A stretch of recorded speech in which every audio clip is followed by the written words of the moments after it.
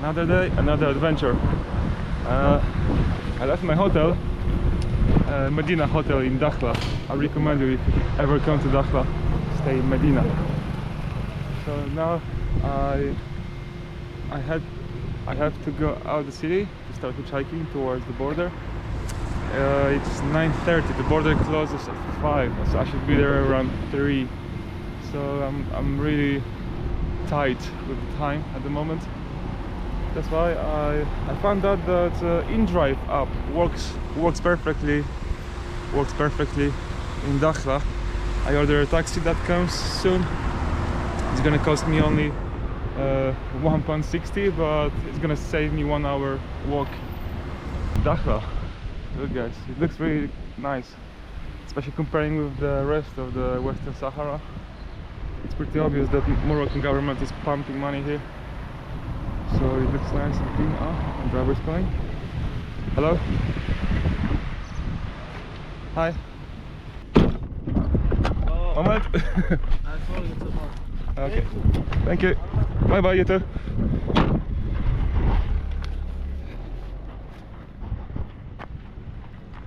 What a surprise. The taxi driver spoke English. And it's the first time I'm meeting someone here who was honest about being a Sahrawi, talking about the occupation of Morocco here. His grandmother has left Dakhla at the beginning of the Moroccan occupation of Western Sahara. Now she lives in Mauritania, in Nouakchott, and he was telling me that many people did the same. They escaped from here either to Mauritania or to Algeria. Some people also left to Spain, for example. So yeah, I didn't record him or his face because he was scared to talk in front of camera. So even though the place itself, the city of Dakhla, looks nice and modern and so on, there are still issues. If someone speaks about politics, or for example, if I will be a journalist talking to people in this way, as I did with the taxi driver, probably the next day I will be followed by some Moroccan agents or the police. I will be spied, probably interrogated and deported very soon, because that's what I heard also from some journalists who were coming to Western Sahara to investigate the situation of the Sahrawi people here. They were very quickly spied, followed all the time. Morocco is trying to cover the occupation and oppression of Sahrawi people by pumping the money here, by investing, by bringing tourism. So most of tourists who come to Dakhla for kite surf, or even just passing from here, flying here from Madrid with Ryanair, cheap airlines, they will never realize what's happening under the surface of Western Sahara. Okay, now I'm kind of outside the city.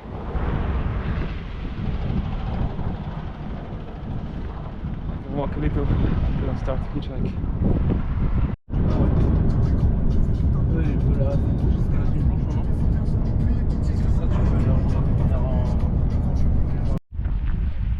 I had 2 rides so far. One of them with a guy from Agadir who works in Dakhla. Like I said before, there is much more Moroccans from the north in Western Sahara right now than the native Sahrawi people. I think it's something like 1/3 of Western Sahara are natives, and the 2/3 are people from other parts of Morocco. So my driver was from Agadir. My second lift so far today was a French guy from Paris who moved here, and he's working motorbike adventures, like desert off-road motorbikes. So yeah, he don't speak any Arabic, just French, but French is really enough to live and work here, because most of the people in this part of Morocco speaks French, so you don't even need to speak Arabic to actually live and work in here, which is weird. But that's what the post-colonial countries look like. You can speak the colonial language rather than the local one and still be able to survive. Unfortunately, or actually it's a good thing, my country, Poland, never owned any colonies. So the Polish government was actually planning to colonize Madagascar, believe me or not. Yes, we had such plans. We even sent some scientists and some people to Madagascar to do the research. But in the end, they decided that it would be too expensive to actually transport people and goods and then colonize the whole island of Madagascar. I think it was too big for the Polish government in early 20th century. So in the end we haven't owned any colony ever, and that kind of makes me proud, because I don't have the guilt. I'm not feeling guilty for killing millions of people in foreign lands, you know, in the name of my country. So it will be easier to travel now, you know, language-wise and so on. We have some connections between Poland and, I don't know, some country like Madagascar or anywhere in Africa. But it feels good that my country was never one of those who pillage, exploit and kill a lot in order to grow their own economies and conquer foreign lands. So you may say, Poland now is shit country because you never had colonies, you are shit. No, I would say quite the opposite. We are a growing economy without being ever a colony power. So another car, full. Here in Dakhla, so far I see that there's many cars comparing with the rest of Morocco, which are rather good. Good in the meaning of Moroccan standards. I mean, Opel Corsa or Dacia Duster. It seems like a good car here. In Europe, or where I live in the UK, they are so-so, they are okay.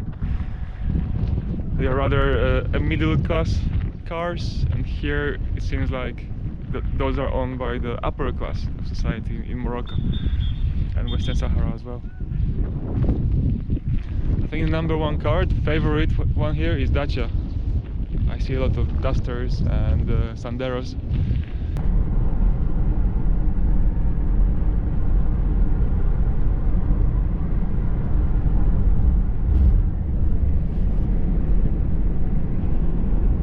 I'm back in the same place where I spent 2 hours yesterday.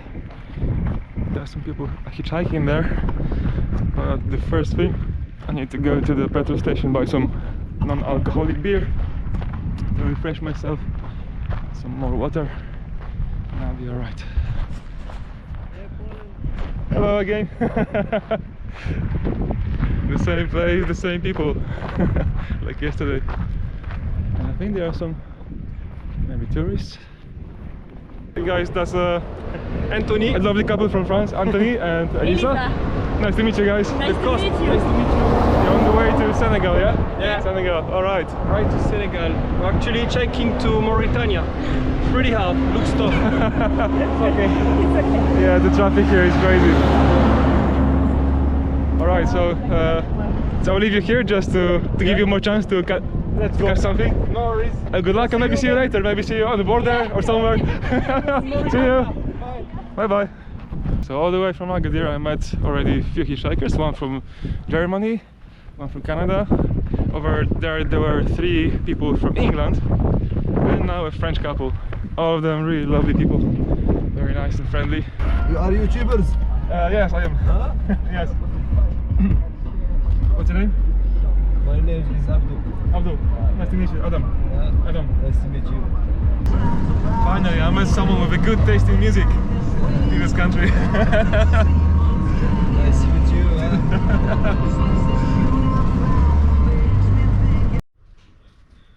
I'm in the weirdest coffee spot ever. The coffee is actually very decent. But I ordered it from Butcher.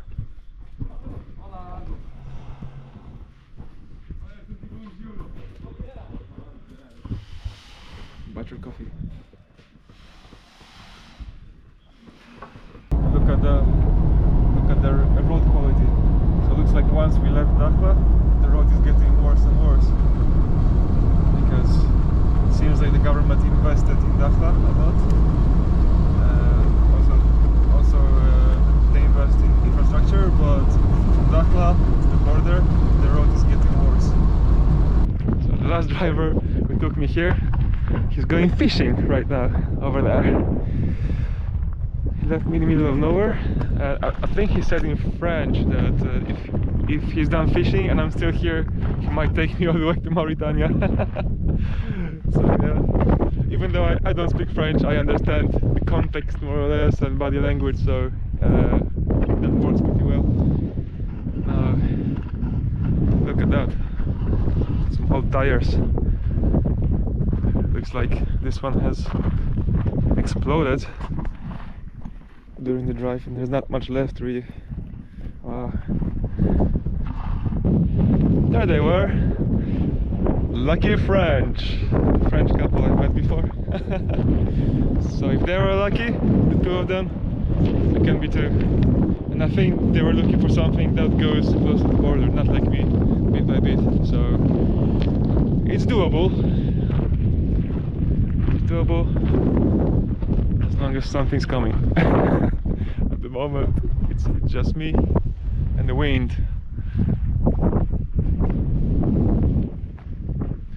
The traffic is so intense that I can sit in the middle of the road and eat my pistachios.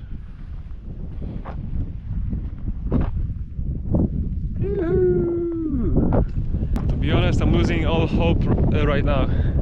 There's hardly anything. And when there is something, they just don't stop. So I'm not sure if I can make it one day from Dakhla to the border. I will be super lucky if I do. Okay, there is something now.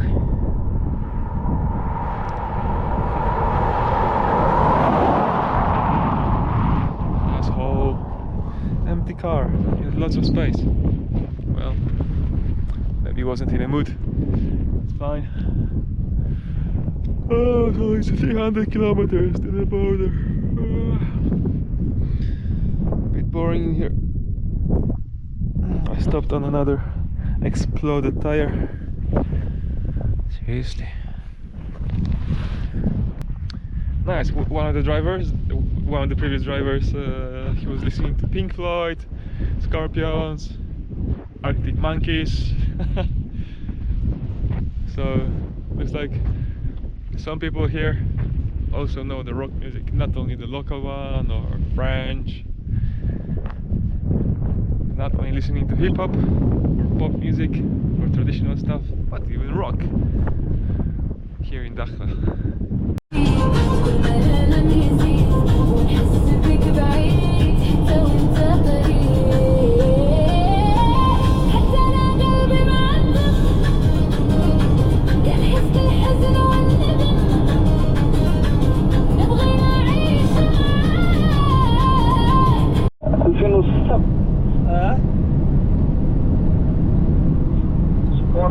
Lots of cameras in this area, and also we passed next to 3 cyclists cycling here. I'm sure they were from Europe. Not sure about the country because we just passed, but maybe French or Spanish or something.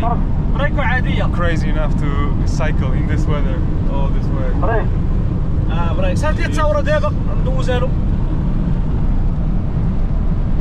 this is what I call extreme travel, cycling in Sahara. There's some more camels over there. Nice. Camels! What a Old friends.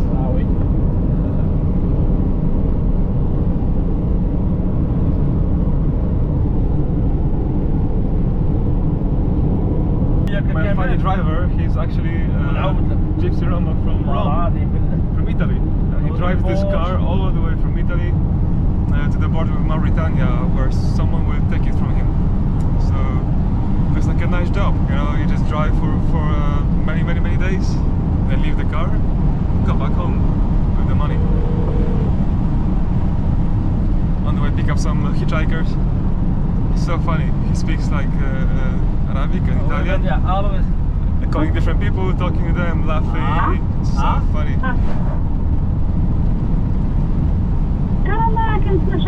Another call. ورا الصحراء راه ما كاين حتى حاجه تخرشيش.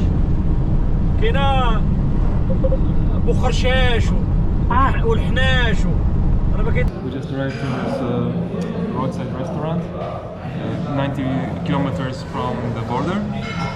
My driver, Said, he went to take a shower. And I just entered the restaurant. They gave me tagine. I have no idea what's in there because they speak only French and Arabic, obviously. But yeah, it's a nice local place. Food looks nice as well. The place is busy, so I'm sure it's fresh. It's very nice. It's like onion, leeks, some pieces of meat, and the bread, of course, as they eat everything with bread in this country so far. The roadside restaurants. I recommend. It's just the beginning of Bir Gondus. Before entering the city, you have that little restaurant with a petrol station. Well, we just arrived at the Moroccan border. My driver just left me. He just ran away from the car, and there's another driver who will take the car. And I think, as long as I understand correctly, he will drive me all the way to Nouakchott with this car. And I'm sitting here like an idiot listening to Britney Spears. I think it's Britney Spears anyway. Border looks like chaos, so I hope that the other driver is coming sometime soon, because look, the guy just left me with open doors, with the key in the ignition, and run away. So actually my driver is back, and they're closing the border soon. So what he's trying to do, he's trying to bribe the border guards, the Moroccan border guards, to let us in the last moment. What time is it? It's 5:11, and he said that they're closing the border at 6, but from what I've read so far, they're closing it at 5, so we might be the last car to enter, to exit Morocco and to enter Mauritania. Let's see if you're lucky enough. Otherwise, I see there are some hotels here. Hotel La Frontiera, border hotel. Looks like shit, but in the worst case, I could stay here. I can't see any other tourists. It's just me and a few people from what looks like Western Africa, maybe Ghana or something. Sierra Leone. They're very black. I hope my driver knows what he's doing and the bribe will work, because otherwise I'm stuck here. No, he looked angry, he looked disappointed. Still trying to argue with the Moroccan border guards. Come on. So it turned out that there was a problem with the visa of my driver. That's why the border guards didn't let us in with the car. So in the end I asked him if I can just walk through the border, and he said it's okay. I feel sorry for the guy because he brought me here, but I have to cross the border and try to get to Nouakchott. So yeah, it feels very unfair for my driver, because he said he will take me all the way to Nouakchott, which would save me a lot of trouble now on the border with the money changing and transport and so on, but looks like he's not going anywhere at the moment. It's just he will probably stuck here for a while, if not the whole night. He was super angry, he was swearing at the border guards as well. So yeah, I'm still on the Moroccan side. I just went through the baggage check. I just left Morocco behind me. The Moroccan side was really easy. especially once I left my driver Saeed. Unfortunately I had to, because it looks like he was stuck there for a long time. So he had a Mauritanian visa printed, same as mine, but somehow the guards told him that there is a problem with his visa, and they were Moroccan guards, so I'm not sure what was their problem with his Mauritanian visa. So he was swearing at them a lot, and I think they get even more stubborn, and they put a cone in front of his car, like to show him that he's blocked or something and he can't pass. Therefore, unfortunately, he's stuck. I had to walk through by myself. It was very easy and quick. People are nice on the border, but look at that. This is the no man's land. It looks like a dump. It's all rubbish. Wow. One of the dirtiest places I've ever seen. Well, this is my first time in Africa. I've never been to India, so maybe that's why, but yeah, I'm impressed by the amount of rubbish on the no man's land. Like, no man's land? No one cares, yeah? And now I wonder, because there's almost no traffic at the border at this time. Everywhere I've read, it says that the border closes at 5, so make sure you come here early, blah blah blah. But I came here after 5, it's almost 6 now, or maybe it's even 6. Yeah, in 1 minute. 1 minute to 6. But I could go through the Moroccan border. Let's see if the same will happen on the Mauritanian side, if they will let me through. Otherwise I need to camp on the no man's land, which will be a bit crazy. Like, this stretch of land between two countries is 4 kilometers long. Years ago there used to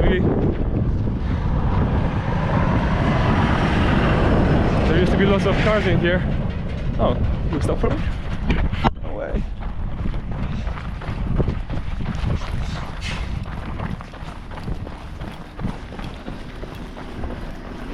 Please. Salam, from here? Okay.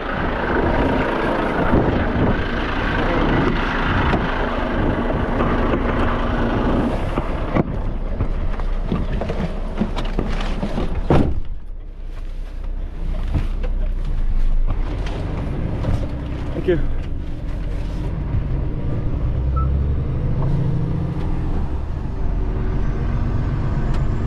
Looks like I'm lucky today. I didn't have to walk all this way, 4 kilometers.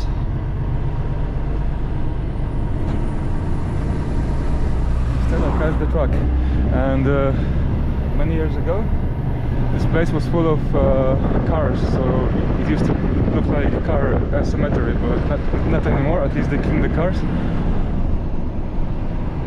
I heard that there are some landmines still in this stretch of land.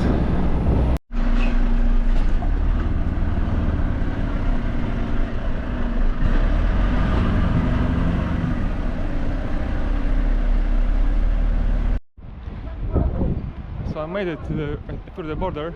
It was very quick. I think I spent maybe 40 minutes total on the Mauritanian side, just going from one office to another. And I've met the French couple also, one of the offices, so I think I'll wait for them now. I'm not sure in which office are they, and if they left already. No, but I think they're still coming out soon. So I might share some transport with them, maybe a bus or a taxi to Nouadhibou.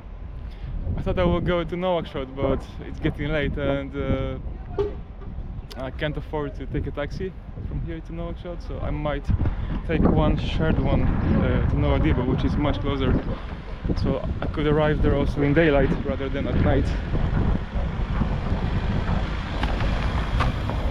I just wonder, where are they?